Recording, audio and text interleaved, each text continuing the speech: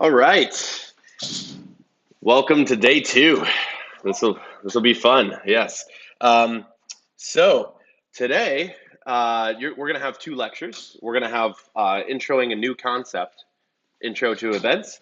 We're gonna go to lunch, and then after we're gonna put basically DOM stuff that we've learned, like DOM manipulation, and now event handling is what I'm gonna be covering today. We're gonna combine them after lunch, so you can see how they are used together, and then go from there. So today, like at the end of this lecture, you should be able to explain what the heck a JavaScript event is, explain what a callback is, describe how to listen for events in HTML, and then basically do some stuff in code and like technically implement event listening. We're going to talk about different types of events. You'll be able to see where they are. You'll be able to connect a function to a specific HTML elements event, describe things like event propagation and event delegation. And the difference, we're going to also cover something about a little thing that's different in Ruby, or I'm sorry, different in JavaScript than in Ruby. The difference between a function definition versus a function's invocation. And if we have time, we'll go through some more bonus. If not, we'll do it after lunch. And then we're going to continue to build out our app. And I have new deliverables, so I'll go through that later. First, I wanted to say thanks for everyone who like gives their best guess on things when they're not sure and like takes a stab at like an unknown question. Just like a side thing, that like being able to communicate code and being able to like talk through things when you're not sure is actually an awesome skill, and it'll be important for like interviews and things like that. On a side note, when I was younger, I got put in a role where I had to make phone calls to like machine shops and things like that, and I got really nervous, especially the first couple times. I called, I just felt like a big idiot, and I like practiced, and I called, and they're like, "Hello," and I was like, "Oh God," and I just hung up on them, and they were like, "That didn't go as planned." And then the second time I called, it was just kind of awkward. I was like, "Hi, I'm with Cat. I gotta go," and I hung up again. And then after that, I just got better and better, and now I'm very comfortable talking to anybody on the phone in like a professional setting. I was probably like 18 when I did that, but I would recommend feeling a little dumb sometimes. It's how you get past it. So, just anyone who's nervous, feel free to volunteer when like I'm asking for someone to like give their best guess. That's all. All right, cool. That being said, what the heck is an event? Anyone have any idea? What's your best guess at what an event is? Go ahead. Yeah, when you do something on a browser, totally. What do you mean by that? Yeah, when you click something. Yeah, that's an event. I agree. Anyone want to add to that? That's awesome. Go ahead. Yeah, that's doing something. Yeah, like kind of to your definition. A mouse move, that's an event. I agree. Anyone else? Go ahead. Yeah, any user interaction in general with the DOM in general. Yep, that's an event. Those are all different types of events. Yeah, what an event is maybe like when you do something. That's a good like kind of like high level understanding of an event. Um, and before I get into the more details, we start to play with events. I want to also ask this question: what the heck is a callback? Go ahead.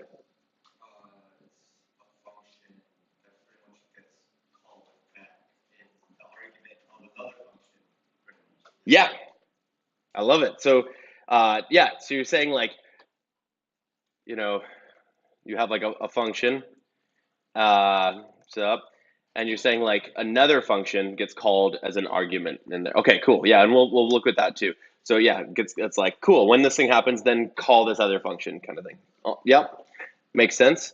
So these are both going to be conceptually confusing until we start to use them, which we're going to get into right away. I think that's good enough for now. Great. So an event, going back to that. And actually, before I get into that, I'm just going to review this. So this is what we built yesterday. We're just going to continue to build this out, give it new features, bring it to life. Um, so events. Events are where like interaction happens on the web. So DOM manipulation is like how we can change things. Remove elements, add elements, that kind of thing. But to actually get like interactivity, to do something, so that you can get like an input from a user, um, you need to capture an event and then do something when that event gets fired. And so, for example, right now, this is a boring site. I can't do anything. It's just like basically a static web page. Cool. So let's try and like capture an event and go from there and see what I'm talking about.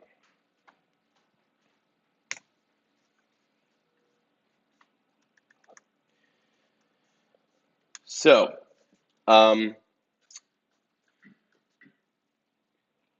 what is an event? Let's mess with some stuff. So what I want to do is I want to basically when I click this button, I want to just console log something. So the point of an event is like when something happens, when an event happens, then go do something. So I'm just going to set up the guts of this and then break it down. So how would I find this event? Anyone want to help me out? Or sorry, how would I find this button? Anyone want to help me out with that? Go ahead. Yeah, let's check it out. There is not, but one thing I can tell you is that it's the first button that shows up on this whole website. So we could give it a class or ID if we want to. What would be a way we can find it knowing that it's the first button? Go ahead.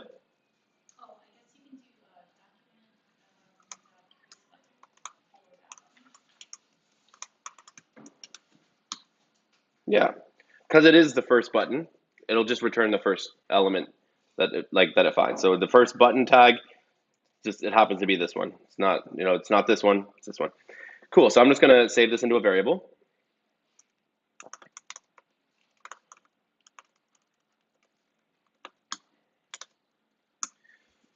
Okay, and now what I want to do is I want to listen for an event. And again, this will be foreign until I break it down a little further. So how I can listen for events. So what's happening right now? Someone mentioned mouse move, right? Mouse move is an event. There's a bunch of different events, and I'll break down how you can see what they are. But they're happening on the web and on any web page all the time, no matter what, like constantly. But what we need to do is we need to say, hey, given an HTML element, like this button right here, there it is. Given this button, I want to listen to it. And if any elements, or I'm sorry, if any events are happening from this button, I want to do something. So on a button, what do you think would be something that would normally happen on the web? Go ahead. You would click it. Awesome. So what we can do is we can say, we found this button. I want to add an event listener. I want to listen. Real quick, one thing you can see here is this is like debugger or this console environment is so cool. We start typing this, it would auto fill out add event listener for us. It'll also tell us the arguments. Oh, it takes a type of event, it takes a listener, and then some random options. This means optional. We don't need them. So cool. We take a type. This is a click event. We're going to listen on this button specifically. Listen for a click. When a click happens, the second argument is a callback. It's a function that will get called. And that'll make sense as we do it more and more. Okay, so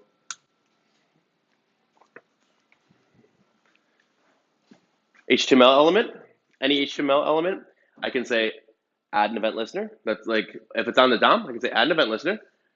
When this thing gets a click event, do something. So when a click happens here, do something. This is the do something, this is the callback.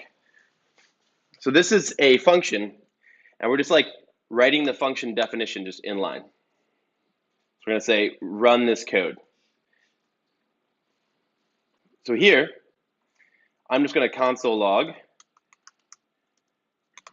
It worked. It worked? Cool.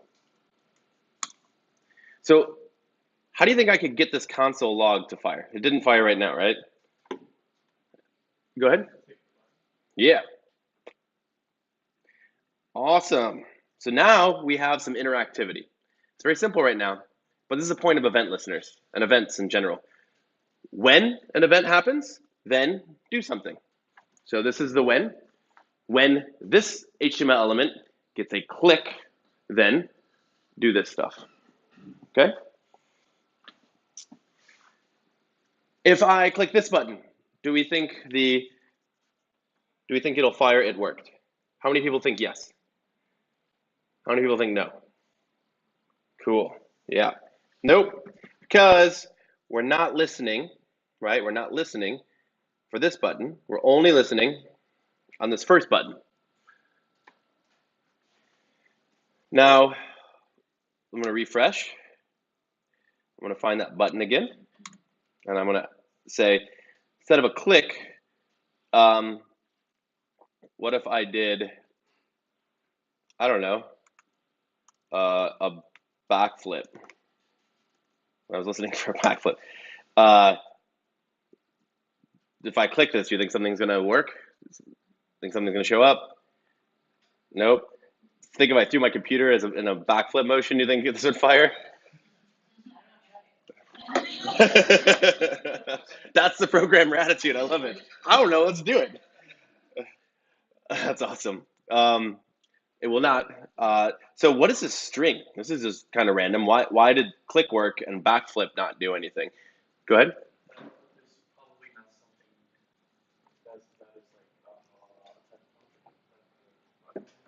Yeah. So yeah, what actually is happening is first I'm gonna.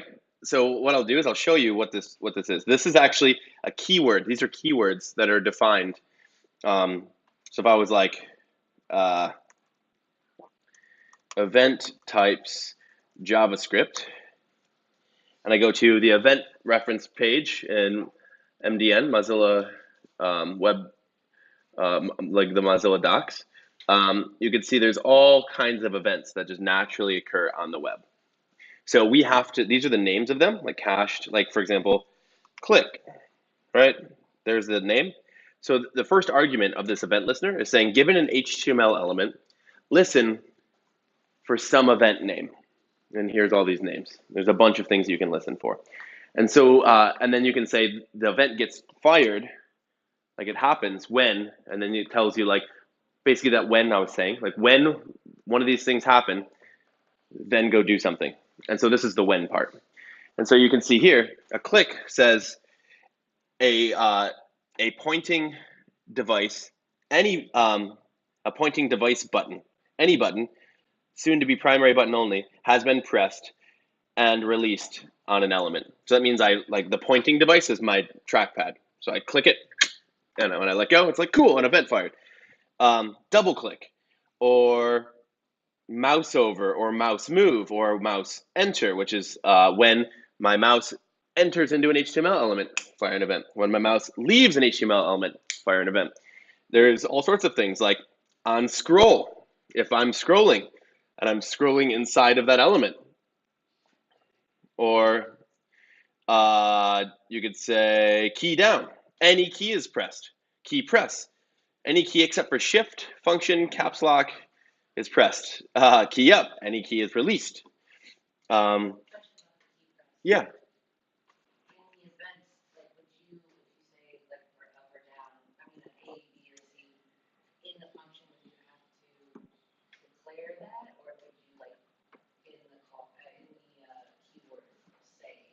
Which key it is. Yeah, we'll get into that. Great question. So basically, what I want to show you here is I want to get your brain to think about all the types of events that get fired on a web page at any moment. Anytime you type into on a web page, anyway, even if I'm like right now, I'll just start typing. Right, these are events that are getting fired. We're just not doing anything with them. Right, a key down, a key up, they're all getting fired. All this website is any website is teeming with these events and just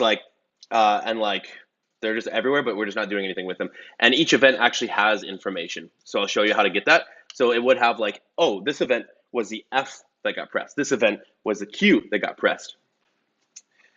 You can see things like weird stuff like web VR events or SVG events or database events or CSS events. Or yeah, it just keeps going and going and going. Touch events for like touch screens, or yeah, animation events, print events, copy and paste events, cut events. You can actually override your website, so you can say like, nope, I don't want you. Well, anytime you try and copy, I'm not going to let you. I'm stopping that event from happening. All sorts of interesting things. Downloading events, drag end events. All sorts of things. So feel free to check this out. But literally, you can try this and you can start to say, let me listen for different events and see what happens. But so we're talking about events. And so backflip, if I look for backflip, it's fake news. It's not a real event. So it's not in here. So you only can use events that are defined here. Technically, you can make your own events, but that's like more advanced stuff. You won't really need to 99% of the time. They're all here for you. Cool. So we kind of have this like, I don't know, we have this functionality. If I go back and I go to click again, we have this functionality now where we've got like when on this first button, this gets clicked, do this, but we still don't really like, we have the concept of what's happening, but we don't really see an event yet. So I want to like capture an event in the wild and like take a look at it. So we can ask questions like, what's in an event? Maybe if I press a key, is like the F in there? Like, how do I know? Well, here's how to do that. So I'm just going to refresh. I'm going to grab my first button tag again. Then I'm going to add an event listener, click. And what happens in this callback, the second part, is what's going on is I'm literally just like calling this function every single time that a click happens on this event. But this function gets something passed into it. It gets passed the event.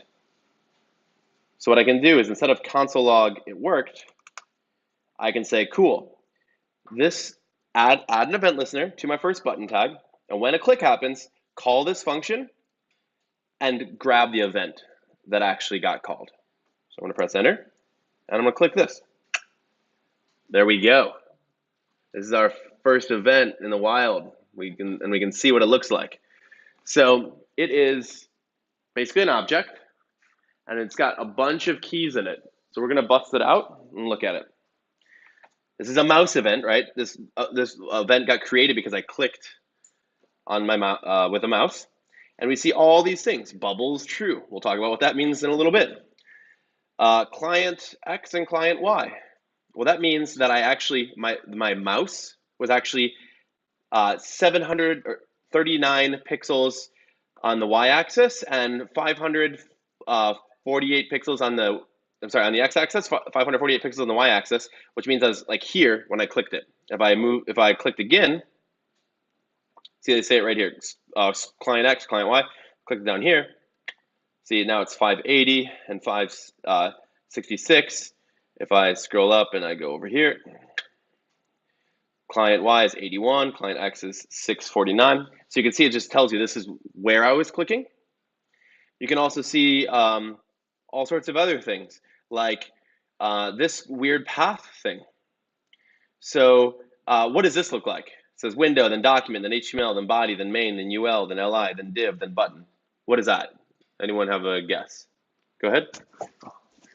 Yeah, the DOM tree. So I'm just going to quickly draw that. So we've got window, and then we've got our document,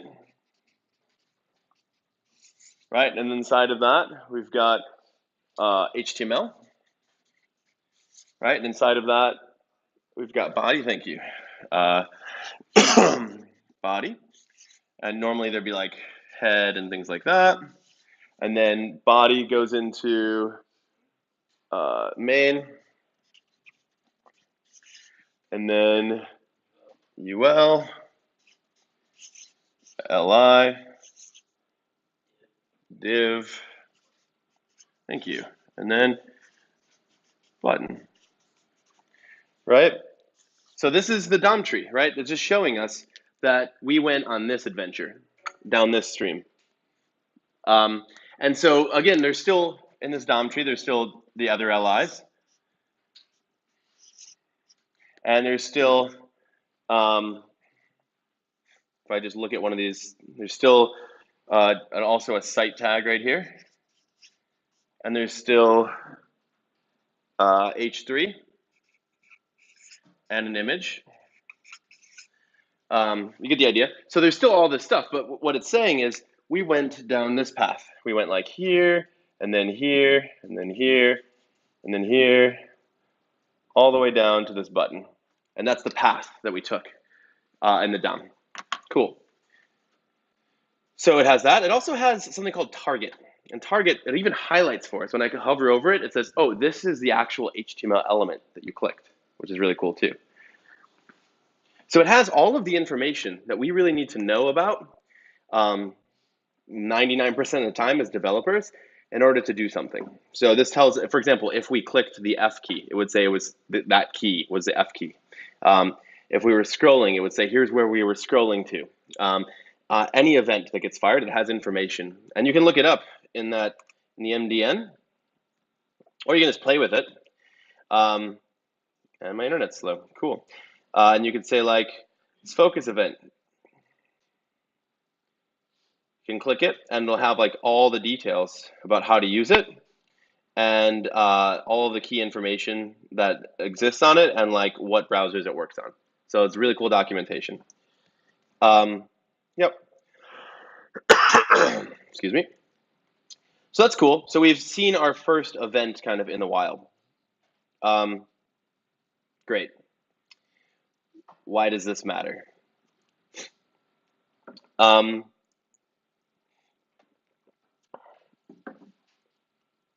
So if we go back, we've talked about explaining what an event is in JavaScript. We've looked at the event list.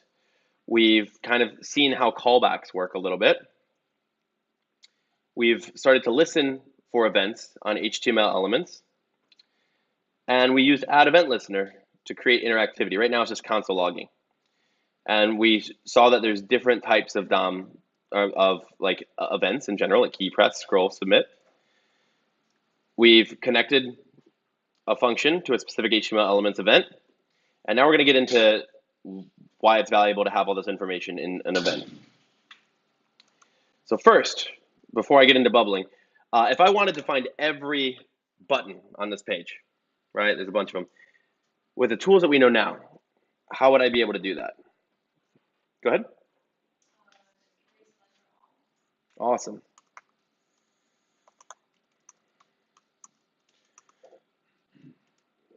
Like this? Great. Yep, we have every single button on this page. There's 128 of them.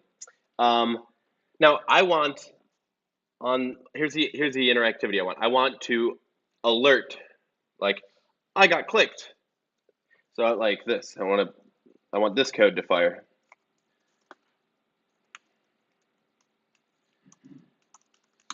Right, that. Every time I click one of these buttons. Right now, nothing happens.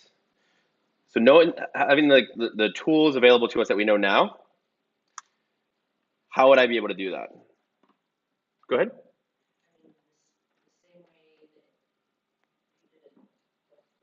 Mm-hmm. Yeah. So how would I be able to do that programmatically? Because I have 128 buttons. Go ahead. Would you save that to a variable? Sure. Just like you did before?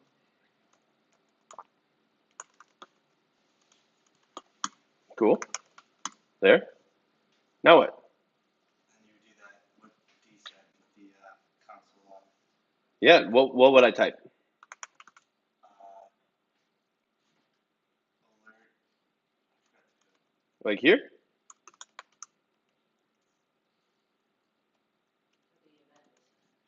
Okay, cool. So add an event listener.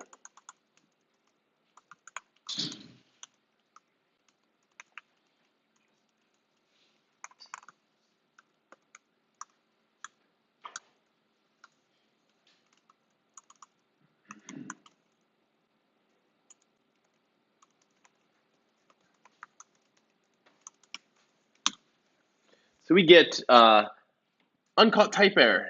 Buttons tag add event listener is not a function. Go ahead. Yeah, in this way exactly. The way we're doing it here, when we say one HTML element, add one event listener to it, and when a click happens, do something. That's what that's like the paradigm we've been using so far. And so here, what I'd have to do is exactly what you said. I'd have to iterate through it. Does anyone want to take me through a quick for loop and help me to iterate through this? Go ahead. For let I equal 0, I is less than what's the array name? Uh, Button tags, thank you, yes. And then I plus. There it is. All right, cool. Awesome. By the way, if you notice that I kind of have this thing like grayed out, like it's evaluating stuff right away, that's actually an option that you can turn on. So you just press settings, and it's called eager evaluation. It's like, please, I'll do it, I'll do it. So now it's off, now it's on. So it'll just show you as you're typing what your code is going to be evaluated to. Cool. So now what do I do in here? Go ahead.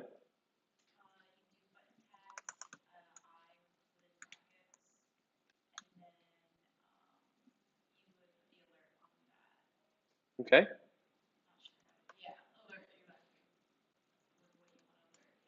Okay. Button tags I alert is not a function. Go ahead. How would I do that? Yes. Sometimes function names are great. Yeah, we're listening for a click event on each of these elements.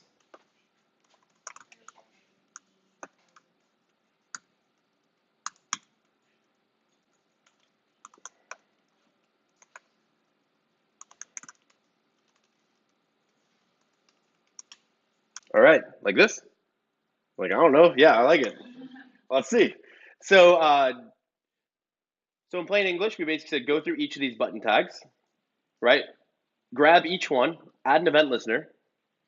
So on each of these button tags, when each one of these gets clicked on, alert this. Let's see if it works. Sweet. What about some random one in here? Awesome. And here. Cool. And here. Cool. Yep, it's working. So this is great. This works. This is a way to do it. But some problems with this way. One, now we have 128 event listeners on our page. And if we have more and more and more things, this is not an optimal way to like find and attach event listeners to elements. There's many reasons why this can be potentially problematic, which you'll see as we go through the mod. But what we're going to do instead of doing it this way is we're going to use this weird thing on events where it said bubbles true. We're going to use event propagation or event bubbling, and we're going to and it'll help you understand how events work. And we're going to do it a different way. So what I'm going to do now is I'm going to refresh. And maybe it'll be helpful at this point to explain how an event works. All events don't have a different marker color. That's fine. All events go through, they like have a journey. They go through like an adventure. So an event gets generated right here. So I clicked. This is a like kind of like a mouse event, but it's a mouse click event. So it's like click, somebody like clicks, and you're like, cool, an event got created. And where did it get created? Well, I clicked the button, this specific button, this one. Someone with their mouse went, and so that created an event, and it created an event in the context of this button. But the life of an event is an adventurous one, so it doesn't stay here.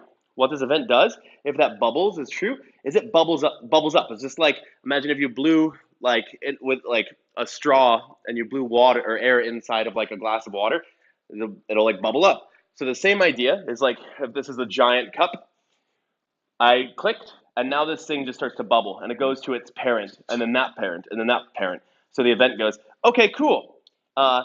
This is the target is this button. This is what got clicked. So this button got clicked, an event got generated. Oh, well, cool. Now I'm going to go up to this event will travel up to the div, up to this li, up to the ul, up to main, up to body, up to html, up to document.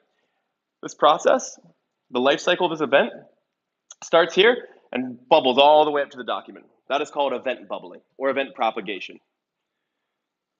Why does that matter? Well, we can use this bubbling and do really cool things. So if I wanted to use this bubbling, I could do something like this. I could say, if I know my DOM structure, right, and I know that I want to find all the buttons that are inside of these LIs, so this one, the one down here, the one lower and lower, and I can start to look at my DOM structure and say, cool, I want to find the button, and this button, and this button. I ask this question. Since they're all going to bubble up somewhere, all these events will be bubbling up to a parent, and then a parent, and a parent. What is the lowest common parent that each of these buttons have? So what do I mean by that? Well, I can just go through this one. So I click this button. Cool. An event happens, it bubbles up to the div, that's the first parent, then it bubbles up to the li, that's the next parent, then it bubbles up to the ul, then it bubbles up to main, then it bubbles up to body. So I ask this question, for all my buttons, which parent do all of my buttons share? Go ahead. Yes, the ul, right? Yeah, here, right here. Li, li, li, and then all of this stuff, like each of these LIs have this structure. So the button, each of the buttons, its lowest common parent is this ul. So what I can do is I can say document dot, not query commands enable, query selector, find my ul. There it is, right? It's got all of my buttons and it's highlighted. And I can say, I want to add an event listener to my ul. And what am I listening for? What type of event am I listening for when I'm clicking this button? A click. So same thing we were doing, listen for a click. When that click happens on this ul, do something.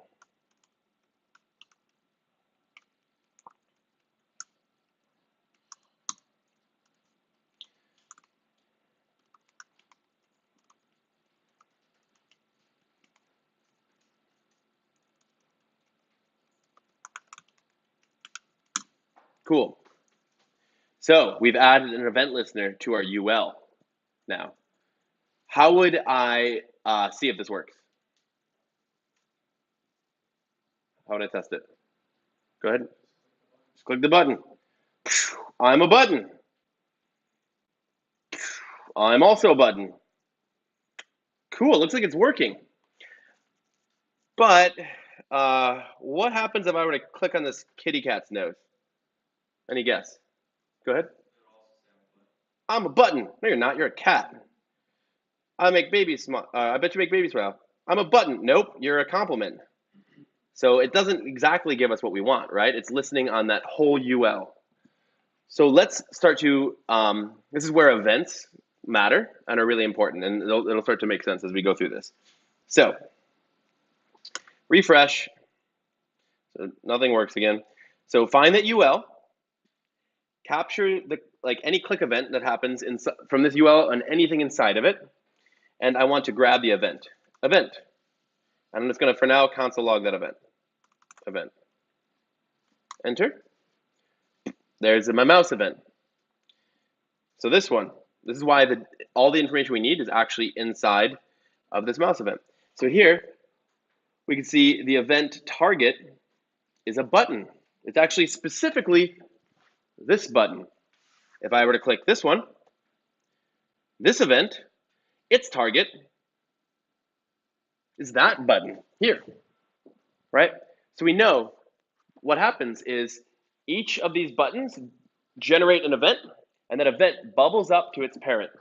And we know inside of that event, it says, hey, this is the element that was clicked. Okay? And we can see the path. So if I click this cat's nose now,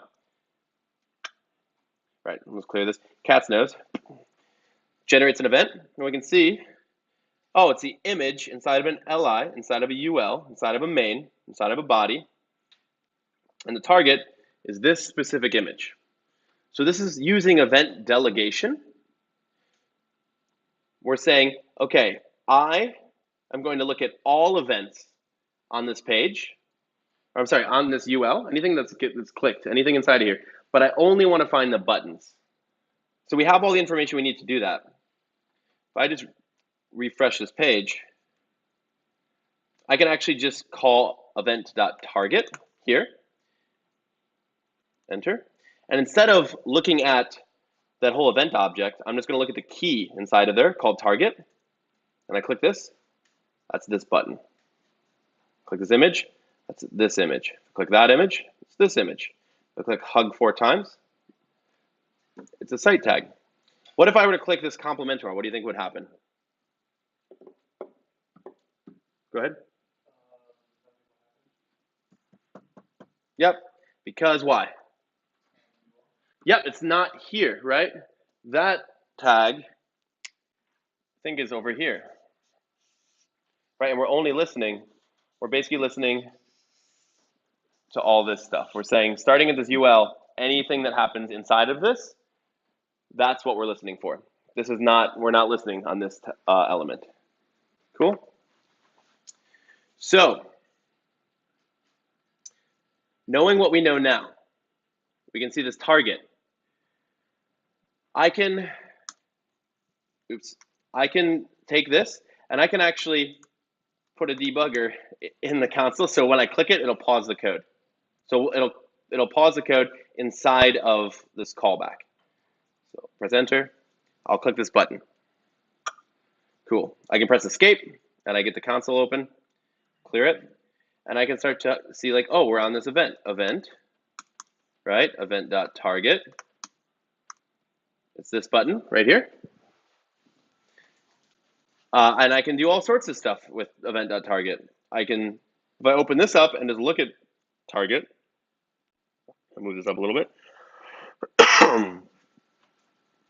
Here's all the keys that are on an HTML element. So you can do things like say, inner text is hug it. You can say the node name is button, or one that I will use a lot is tag name is button, right? So you could say, let's clear this and say event.target.tag name. It's a button. Cool.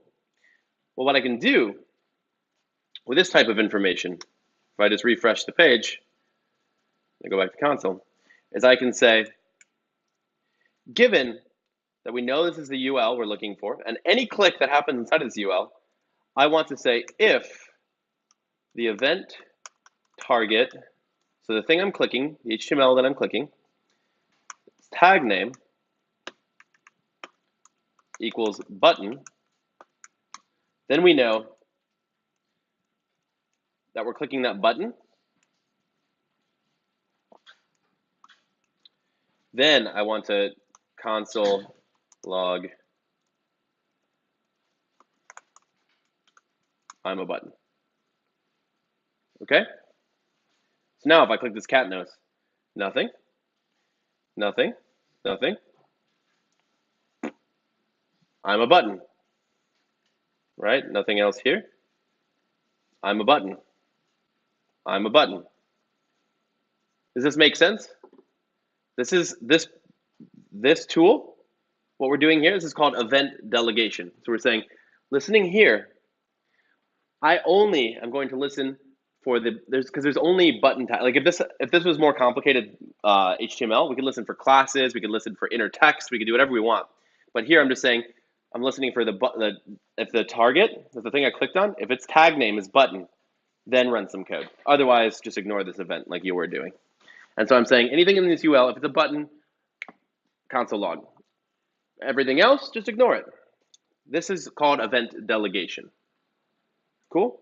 And this is basically, that is a Sharpie. I do not know what that's doing here. That's not good.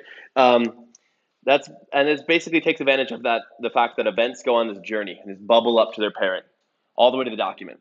So for example, if I were to attach an event listener on the document, which I can do, I can say document.add event listener, click.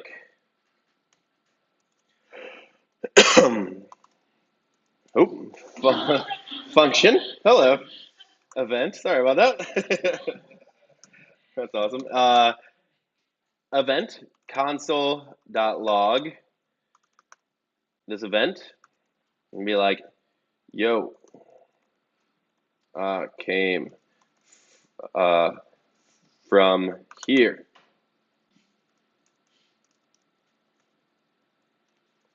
Cool. Now, if I click this button,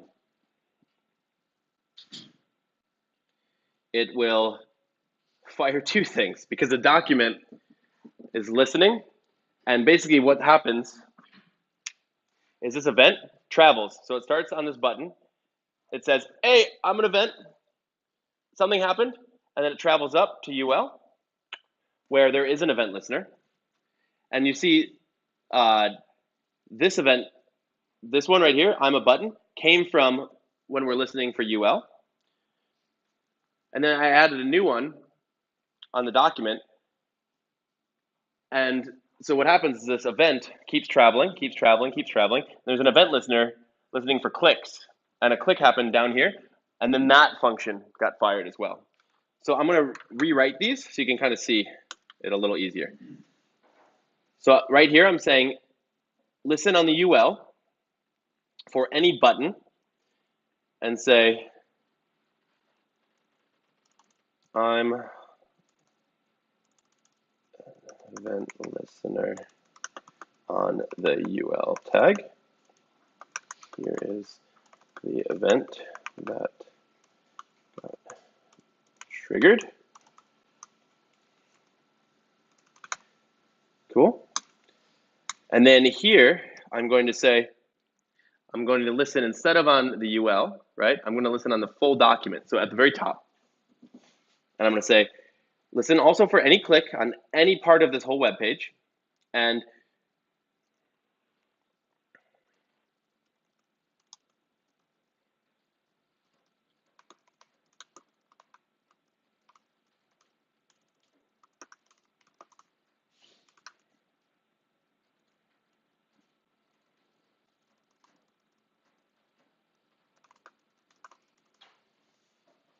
cool. So now, if I click this button, I'm an event listener on the UL tag. Gets fired first. And then, yo, I'm an event listener on the whole freaking document. And if I look inside of this event,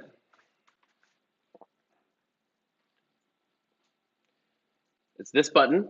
This is the target. This is the thing that got clicked. This is I'm listening on the document. And here,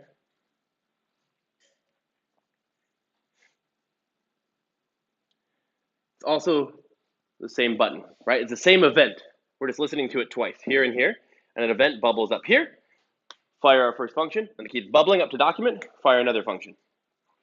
Cool? This is the path of how an event bubbles. Let's do one more thing.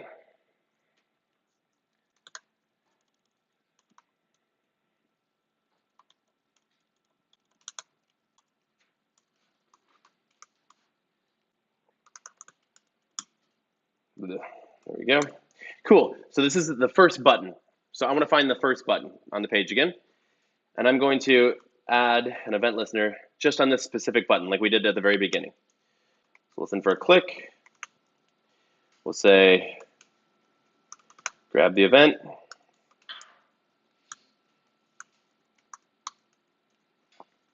Damn it, I pressed up. All right. I guess let's just go back, add event listener, click.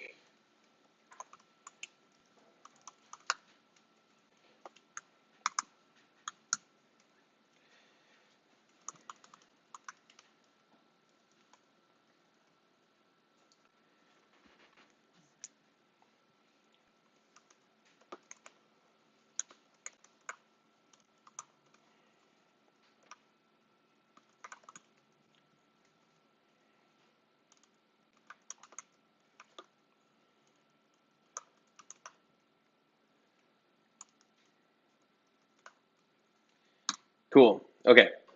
So before I clicked this button, I had an event listener here and I had an event listener here. Cool. And this will get fired in order of like you'll see in a second, but the first one that got fired is a UL tag, right? This one. The second one that got fired is I'm the event listener on the whole freaking document, which is right here. So I just added a new event listener, and it's directly on the first button. So if I click this first button, which of these console logs will fire first? Anyone have a guess? Go ahead.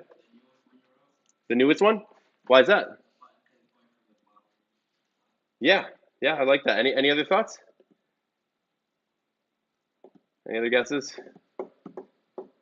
Go ahead. The first one. So it'll start here with a UL tag, and then this one.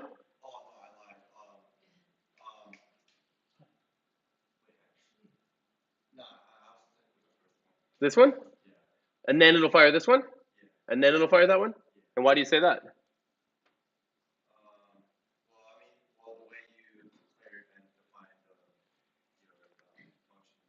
Got it. So your thought process is like, well, I first did document query selector on UL, then I did and I add an event listener here. Then the next thing I did is add an event listener here, and the next thing I did was add an event listener here. So maybe it'll keep following that same order, is what you're thinking. Go ahead. It does bubble up. Yeah, from bottom to top.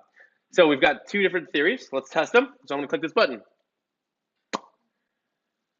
So I'm just going to clear this. Just going to do it again. So first one that fires, I'm an event listener directly on the button. Second one, I'm an event listener on the UL tag. Third one, I'm an event listener on the whole document, right? So why that happens is it actually does not matter the order in which you declare them in this way. It actually matters starting from the bottom. That one gets fired first, then the next one, the UL gets fired, then the next one, the document gets fired. Because this event starts here and then goes on this journey, like triggering each of these event listeners on its way up. Does that make sense? Awesome. Thank you. So this is how events work. That's it. To recap,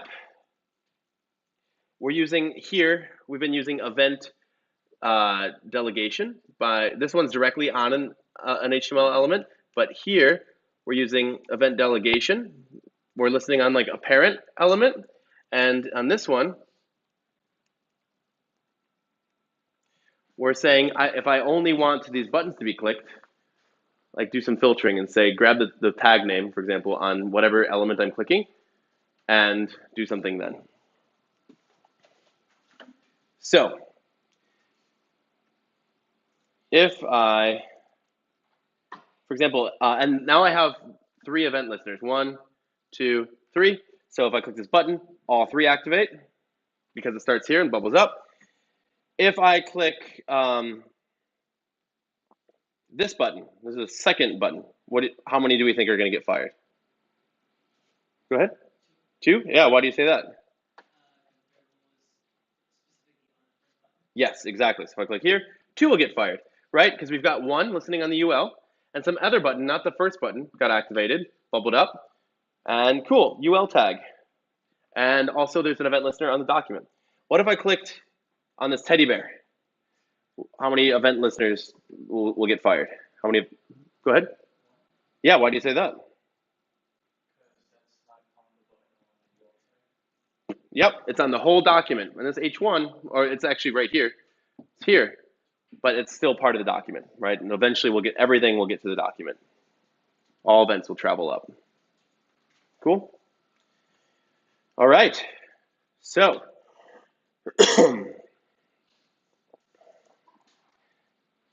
now there's one more thing. Awesome. So we've talked about all this stuff now. One more thing I haven't really talked about yet, and that's a function's definition versus its invocation. So I'm going to clear all this stuff. Cool. No more events. None of that business. I'm going to define a function. So does someone actually, I just want a function called like, actually we'll do it here. I just want a function called like say hello, and I just want it to return like I want there to be an argument of a name, and I want it to return like the string, I don't know, hello Kevin. Okay, like if I put in the name, if I say hello and then an argument Kevin, I just want it to return like hello and then the name that I put in the argument. Can someone do, if I was in Ruby world, how would I do that? Go ahead.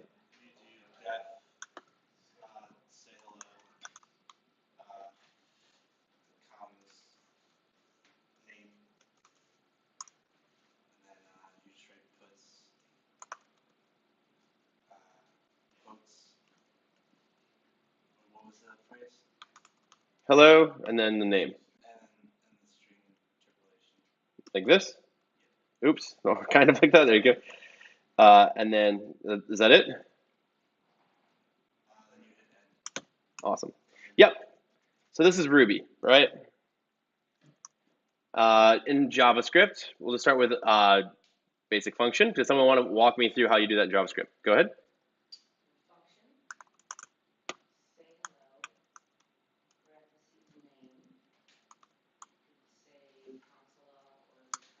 Awesome. Console log.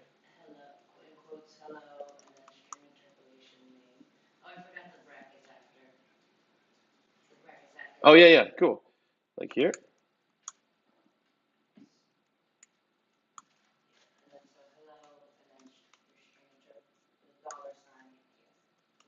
Like this. Awesome. So let's run this.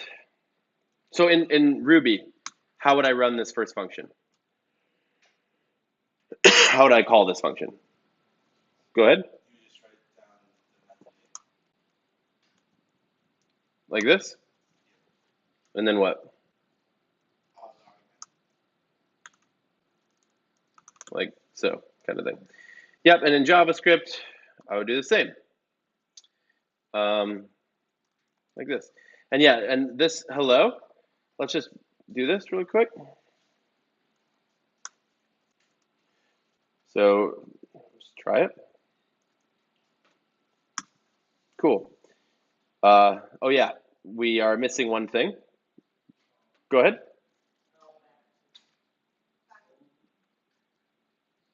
Say it again. This one? Backticks, yeah. A little symbol underneath the tilde. Yes, exactly. That bad boy. So let's try it now.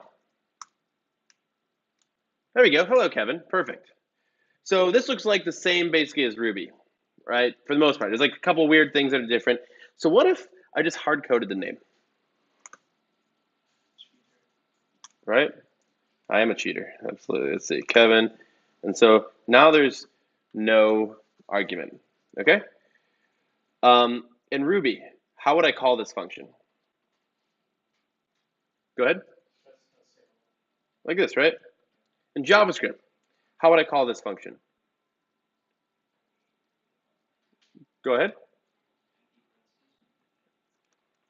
Like this. All right, let's try it. Copy, refresh.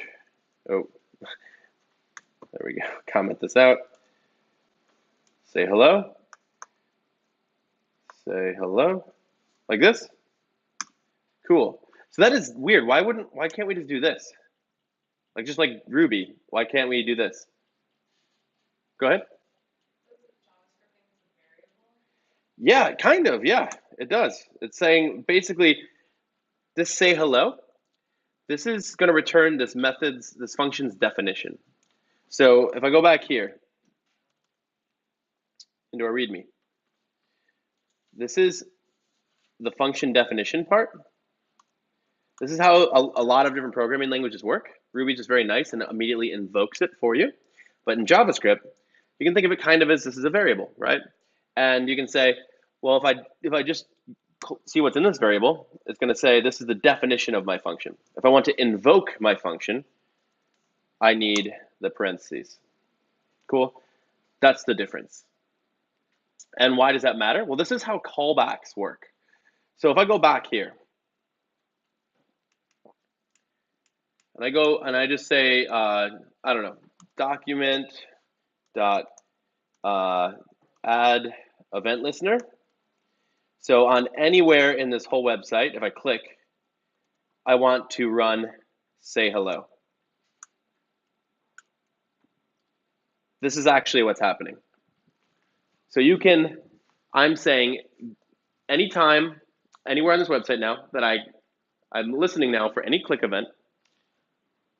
So this is how to read this. When this is true, then do this. First argument, the context of the event, and we're listening on a certain HTML element. This is the whole freaking thing. And this is the thing we want to do. So we want to say hello every time we click anywhere on this page. So I press enter, I click, hello Kevin, hello Kevin, hello Kevin, hello Kevin, hello Kevin, hello Kevin. This is what a callback is. You pass in, you're not calling the function. What you're doing is you're passing in this function's definition.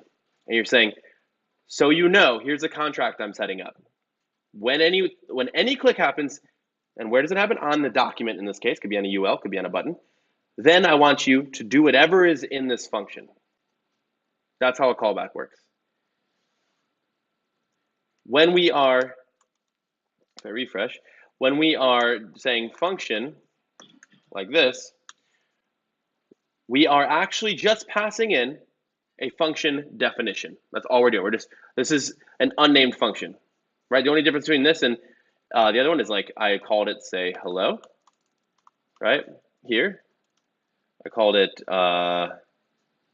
say hello, right? But if I didn't want to do that, I could just delete this, copy this. Now it's an unnamed function without a name. And I could just pass that in, right? Same thing as before, enter. Hello, Kevin, hello, Kevin, hello, Kevin, hello, Kevin. That's what you're doing. This is what a callback is. And the difference is we're passing the method definition. We're not invoking the method. The job of this event listener is to say when this click happens, then invoke the method. Go ahead, Eric. Can you define say hello again, and then can you pass it in to add that listener with the parentheses? Yeah, let's do it. So refresh. So we have say hello. It's still defined because I defined it in my file right here, right? This is actually what it looks like. So say hello, right? It's right here. So if I were to say hello, instead of passing the definition, and I were to invoke it, right, like this, press enter. Look, it already got called right away. And if I click, nothing happens now, right? Because the contract is broken. I didn't actually pass it a definition. This is what the second argument is. I need a definition. Tell me what to do when I click is basically the conversation. That's what the second argument is. What am I supposed to do? And this is like, actually, we already did it. Like now the computer is like, I don't know what to do. And now like nothing works, right? As opposed to me passing in the definition. Great. Now look, it didn't return anything. It didn't say hello, Kevin. Now when I click, it knows, cool, call this function anytime that this click happens. Does that make sense? Cool. So going back, we've covered everything in our learning goals. we basically we've talked about what an event is, what a callback is. We've talked about the difference between a function definition and it like invoking a function. Another cool thing that I've heard another TCF say was like you can think of a function definition as like a spell. It's like written down as like a spell if you're a wizard, and it's like how to make a fireball. You're like, all right, I need these ingredients and do this, and actually, then if you want to make a fireball, you use this spell kind of thing. So that's like the difference. Just and then we talked about how to add event listeners. We've talked about how event bubbling works and how to like add listeners at certain parts, and that an event automatically, just by default, goes all the way up to the document. And that's really, and then there's a bunch of different types of events. And this is literally how we build interactivity on any website. So this is the core concepts. Any questions on any of this before we get into our little app and the deliverables?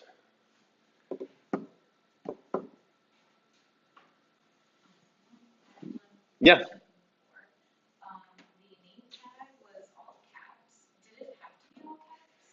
Yeah, we can check out any event, but that tag name key is always all caps. Yep. But if you're not sure, you can always explore that event, put a debugger in, console log it, and be like, what's in here? Yep. And you can map, yeah, yep, awesome.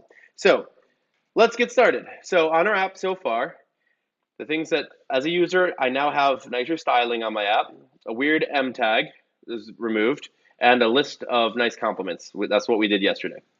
Today, there's some fake deliverables, just to get started. I want to find the first button on the page and alert hello when I click it. Does somebody want to complete this one? Help me complete it. So normally what I do with deliverables, I'm just going to copy it. I'm going to go over to my index. I'm going to delete all this crap we wrote. And I'm just going to put it here. This is the code we wrote yesterday. I'm just going to minimize this. There we go. So how do we do this? Anyone want to take a stab at this? So again, I want to find the first button on the page, and anytime I click it, I want hello to be alerted. Go ahead.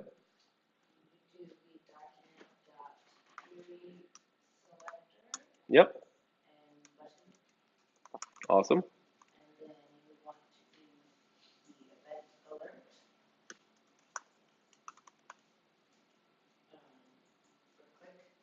Oh, okay. Yeah. So no, it's all good. Yeah, tell me what to type. You. Yeah. Aha, got it. Thank you. It's all good.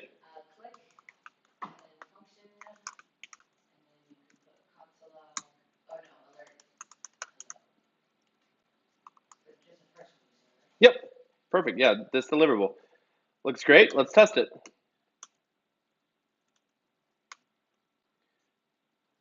So the first one killed it. Coding machine. Yeah. So awesome. Yep. Again, we found the first button. If we weren't sure, we could, a lot of times I even like to just like, sorry about that. I even like to just write in the console. So I'm like, all right, let's go back over here. Found the button. Then we added the event listener and alerted hello. And we're like, if this is working in here, right, then we should be able, like, we could just copy that code and paste it into our index.js. So I just did this twice now. I added 2 event listeners, right? There's already one added right here, right? And then I just copied that code and pasted it into the console. So now I have 2 event listeners on the same button. If I click this, what do we think is going to happen?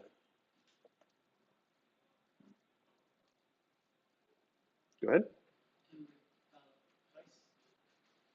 Hello? Hello. Yep. If I did this a bunch of times, which can happen by accident, now if I click this one button, hello, hello, hello, hello, hello, please stop. God, no. Yeah. So that is something to be careful of. You can attach unlimited event listeners on one element, just so you know. All right, refresh. Let's go back to, yep, it works. Beautiful. Done. All right, next one. So I asked you in a poll. You told you the people have spoken, and Officer Eric is the top emoji. So anything I click on should have an Officer Eric added to it. That is my mission. Who wants to help me complete this? Someone who ideally is like, I'm scared. Someone who feels like me talking on the phone at the beginning.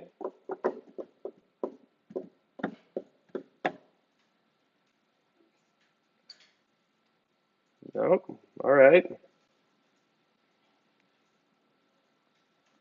Go ahead.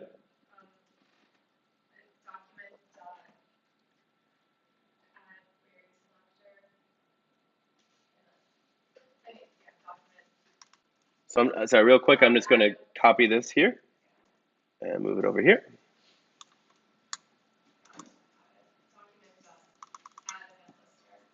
Okay.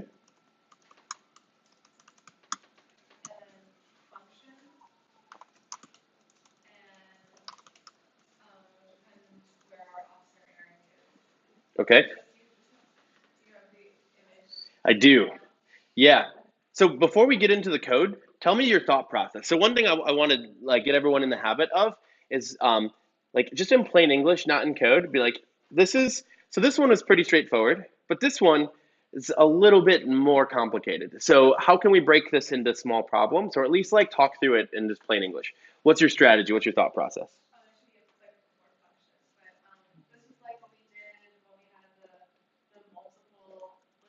Yeah.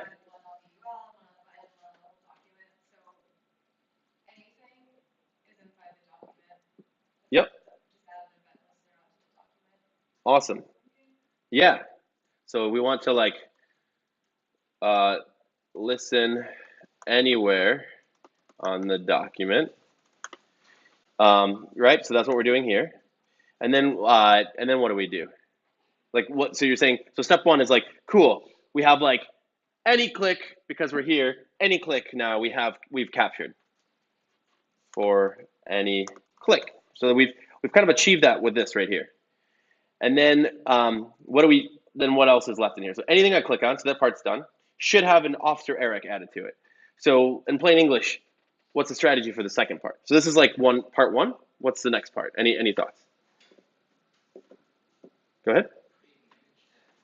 Cool. Yeah, let's just create an image tag with OE. That's Officer Eric. All right, and then yeah, what else? Go ahead.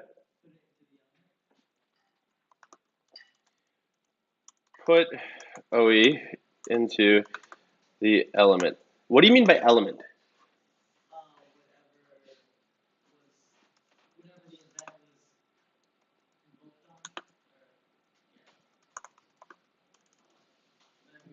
Yeah, but yeah, no, and what you said is right. Whatever, like wherever that event's target is, for example. Yeah, whatever we actually clicked on. Awesome. Yes.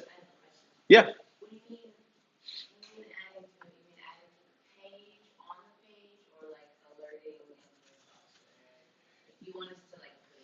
I want to put it in. Yeah, I want to Eric and this beautiful image of Eric, which I have right here. Summon solution. Here it is. Officer Eric. It is actually called Officer Eric in Slack. There it is. So I found it. I want it anytime if I click here, I want Officer Eric to be like, I'm watching. And then I click over here, like, I'm also here, right? Yeah, append it. Exactly. Append it. Great question. So put OE, and we want to say like append, right?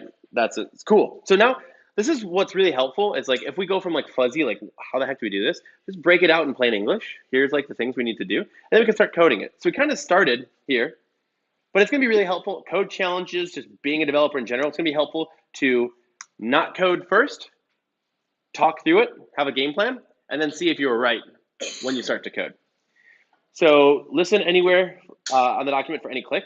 So how could we just like right now just see if this works? I want to test as I build. So I have this game plan, and basically what I want to do is I want to say, cool, this is checked off. I can flush this part of the problem out of my brain. So then I only have two things to worry about.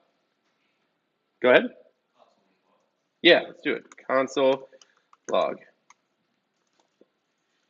It worked. Cool. Save. Refresh. Boom, boom, boom, boom, boom, boom. Cool.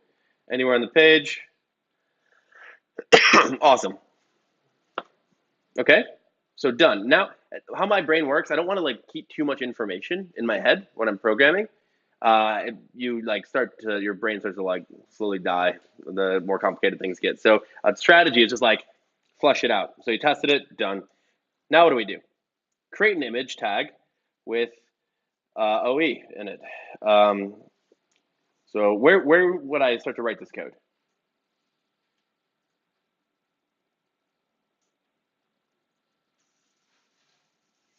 Any guesses? Go ahead. Yeah. Awesome. Yep. And why do you say that? Exactly. This is like the then part. So when the document, because that's what we're listening to, gets clicked anywhere, because this is the document, so here, then do some stuff. So I'm going to move this in here. Awesome. And I already have this this officer Eric. Where is he? Where are you, buddy? Right here. So actually, I have create an image tag. So I actually already made this image tag. Go ahead.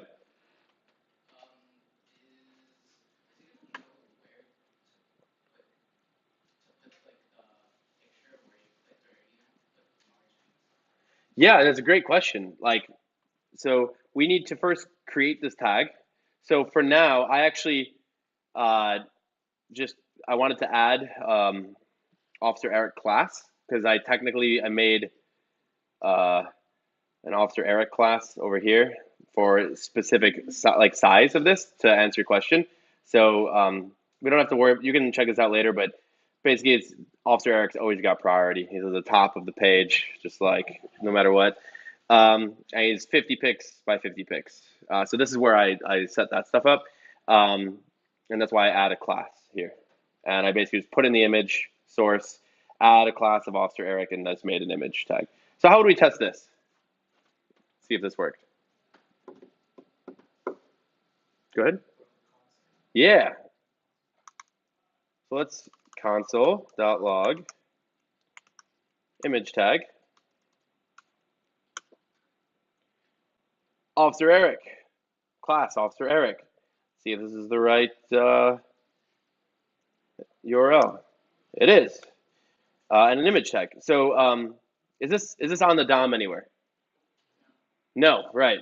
Yeah. If we look here, I don't see an officer. I mean, I don't want to look through all these LIs, but there's no Officer Eric anywhere yet. So how do we get him beautifully looking over anything we click on? How do we do that? So that is the last part, right?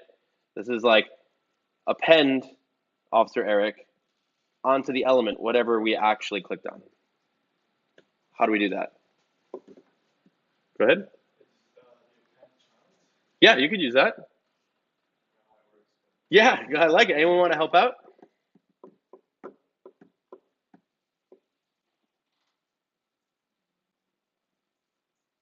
Go ahead.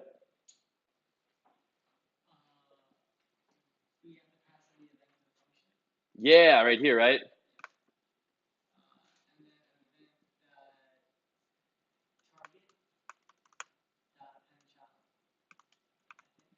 Okay, like that. Nice. Let's test it. So what do we expect to happen now? Eric everywhere. Hello, what's up, Eric? Yeah, freaking Eric's everywhere. Yep, done. Great. So if we weren't sure about how to get to this part, if we wanted to play around, if we're like, I don't know how to do this, first, great intuition of like, yo, we need an event. We didn't capture that event, so we need to put it in as our argument. Then I could just go here and be like, debugger. Save, refresh. I click something. I get paused, right? Pause and debugger. It pauses it right here. I can press escape, get my console open, and drag it down a little bit. And I just like to see, here's where I'm at. I can hover over things and see what's going on. But I just want to say, okay, what is this event? And what is the target? Right? Okay, this is the target. Got it. I clicked on this thing. Okay, cool. This is what I clicked on. And then I could say, can I append child? Yeah, I can append or append child. I like using append. Doesn't really matter. And I can say, and do I have an image tag? Yeah, I have this image tag. Okay, so I have HTML. So if I say append image tag, okay, cool. And it won't actually show up here. Yeah, now there'll be two. So you can see, like, this is how this works. Does that make sense? Cool. All right. Awesome. So that's cool. So I would say Officer Eric is now added to everything. That's great. And the last one I want to do is I want to hover over any LI and have its background color change to pink. Cool? So this is the last deliverable we'll do. Who wants to help me with this? All right. I'm going to copy this deliverable. I'm going to put it over here.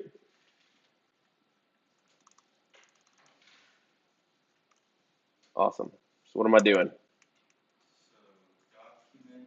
So first, before we start coding, let's think about what the game plan is. Yeah, what's your thought process?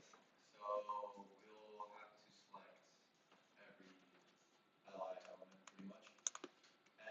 And when your mouse is, when your cursor is above an ally element, you change, yeah, the background color.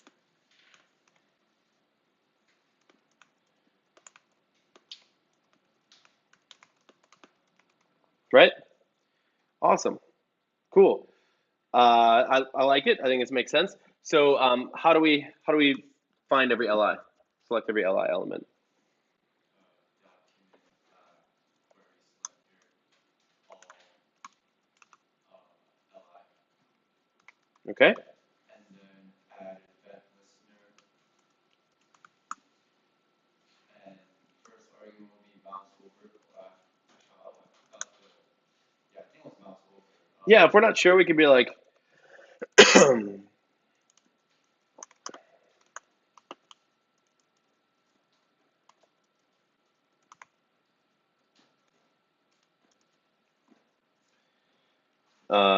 mouse events.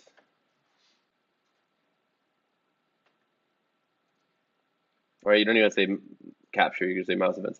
And you can see mouse down, mouse up, click, double click, mouse move is one, mouse over, mouse out. You can do any of these. So we'll do mouse over, that's fine.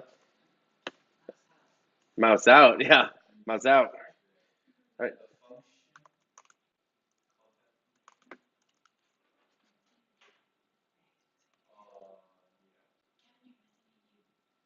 Oh, mouse over. Good old mouse. Thank you. Appreciate it. Yeah, and then li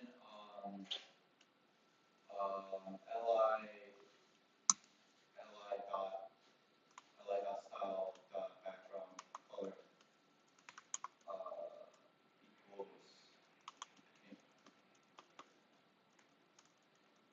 Pink. There we go. Cool.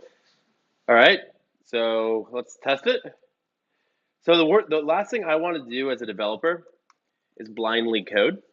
So we wrote some code. Let's test it. Refresh. Get out of here, Eric. Oh, we got an error. Cool. Let's. So again, so for me, here's how I view errors. It's like this is what the dialogue going on in my head is. It's like a really.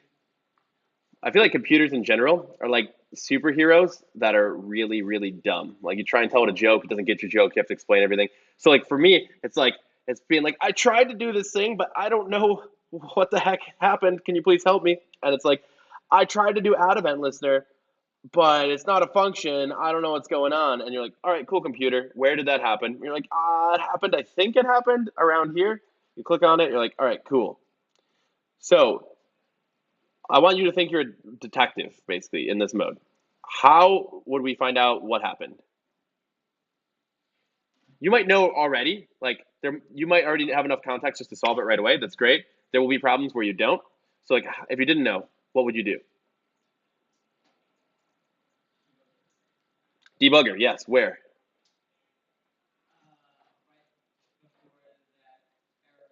I love it. Right before the error happened. Exactly. So let's go. It's line 172. Let's go back into our code. 172. So debugger, like right before this error happened, right? It happened right here. Save. Refresh. Cool. We're paused. So one thing I do sometimes is I can copy this whole thing. Copy. Paste. Same error. Awesome. Well, let's I work backwards. So I'm like, okay, add event listener is what's messed up.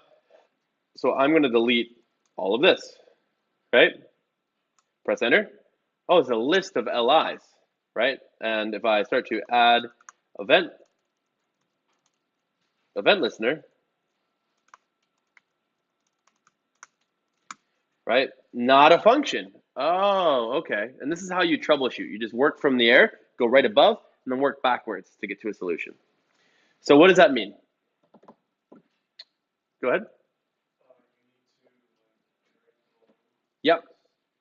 Cool. So how can we fix this code so that this would work? Go ahead. So I'll get rid of query selector all, Okay. add an event into the argument function. Say it one more time. I'll add event in the Okay. and then we will do if minus and 3 if event dot target dot tag name equals li. Lowercase t.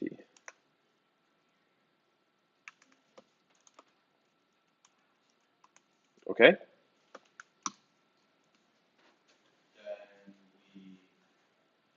we change that target with that background color. Okay. Do I change anything else from here? We need to select the li that is hovering upon. Well, one thing I do, if I'm not sure, is I try it. Goodbye, debugger. We fixed that. Thank you very much. Refresh. Oh, we already got an error. Uncaught reference error. Li is not defined. What do we mean? Well, it's on line 173. Click. There it is. Li is not defined. Where is Li? Oh, it's the first thing. Li is not defined. Okay. So what we can do is there's another tool I haven't showed you yet. Instead of debugger, you can click this little thing. This is called a breakpoint. You can put multiple ones in. So I will normally just right above it, just like a debugger. It's right here. What this will do is it's like a debugger. So if I click again, right mouse over, actually got activated right away because I moused over here, and it paused the code. See, paused and debugger, and it paused it right here, just like a debugger. This is not a right way to do this. This is another tool. And so I can look inside of here. I can capture the event because I'm inside of this function. This is like me typing debugger. And I can say, okay, event.target. Okay, this is, the target is all of the HTML. It's a whole document, basically. So the HTML tag. And tag name is HTML. So it's not an LI. So this code wouldn't get fired. Cool. So maybe I want to put the debugger in here. So only if the tag name is li will we do this. So press play. Okay, cool. Now it got paused in this code. right? And that's because this tag name is li, right? I hovered over this specific li, and I'm inside of this tag now. And now, if I copy this code, copy, paste, uncaught reference error, li is not defined. I could just work backwards. Still not defined. Okay, work backwards again. Still not defined. Work backwards again. Oh, li. Stop trying to be helpful. There we go. Yep, li is not a thing. So what do we actually need to do? Go ahead.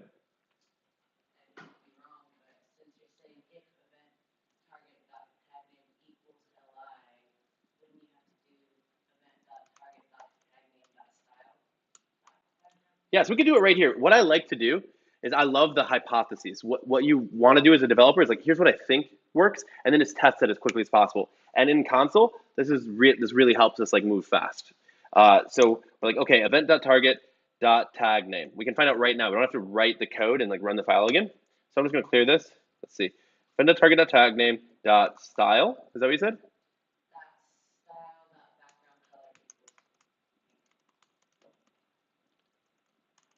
Cannot spell pink. Poink. There we go. Cannot set property of background color of undefined. All right, well, let's go backwards. Okay, not there. Let's go backwards. Style is undefined. I see. Well, what's tag name? Tag name is a string. So maybe we go back. What's target? Oh, target is HTML. So if I did target dot style, there's where our style is. It's on the HTML element. Dot background or background color, either one. It's empty. So now, got it. So I can copy this code and replace that. Save. Turn off my breakpoint right here. Goodbye. Refresh. Oh, cool. And Eric's still there. He's always there. And our little alert works. And Eric comes in after the alert, just like, yeah, I'm still here. And you can see this code. If I tap this button a bunch of times, another Eric shows up. There's 2 Erics guarding this button, 3 Erics, et cetera, et cetera. So we've got all of our fake deliverables working, right? Awesome. Any questions on any of this?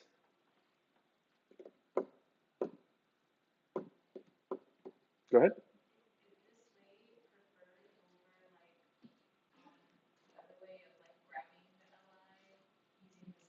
Yes. Yep. Yes. And we'll after lunch, I'm gonna get into DOM CRUD, which will be like normal create, read, update, delete. I'm gonna do it in the DOM using event handling and DOM manipulation, and you'll see why it's really important to do event delegation there as well. Go ahead.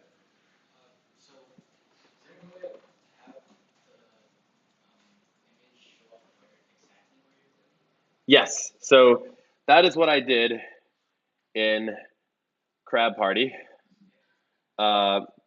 Here, oh, sorry, let me just turn this off. And if I go back here, and my Crab Party's broken. That's cool.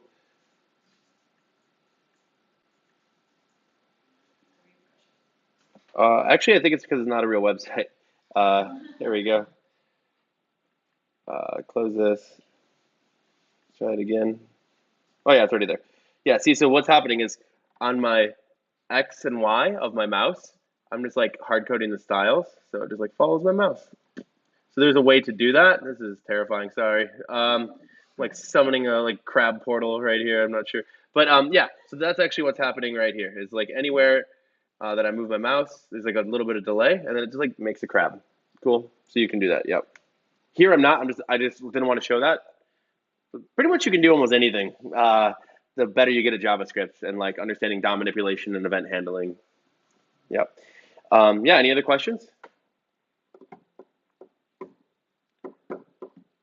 All right, so what we're gonna do is gonna gonna go to lunch. Oh, one more thing, actually, before that, sorry, is we listened on the document. That is a safe place to listen to. But our rule is I don't want to have like a million things on the document. I want to scope our listening to the lowest common parent. So for this LI, we're listening for all LIs. What is the lowest? Because imagine if we had LIs on other parts of this web page, then we can't do that. What is the lowest common parent? Go ahead. Yeah, the UL. So we could say instead of document, we could say query selector, and just listen on the UL. Find that UL and listen here, as opposed to listen up here. Save. Oops, refresh. Still works. Cool, still good. Everything's great. If I wanted an Eric before and after,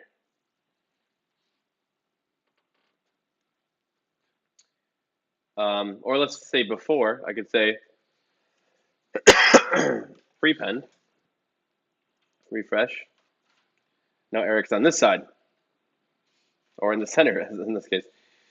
But yeah, you get the idea. Cool. All right. That's it. I'll see you after lunch. Thank you.